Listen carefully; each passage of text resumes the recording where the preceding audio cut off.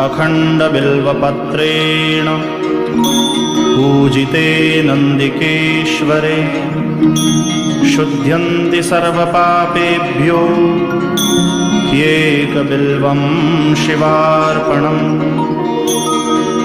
शालिग्रामशिलामेकां विप्राणां जातु अर्पयेत् सोमयज्ञमहापुण्यम् एकबिल्वं शिवार्पणम्।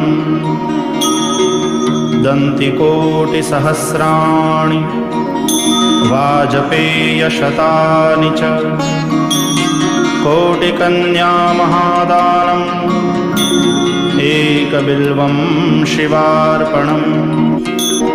लक्ष्म्याः स्तनत उत्पन्नं महादेवस्य च प्रियम्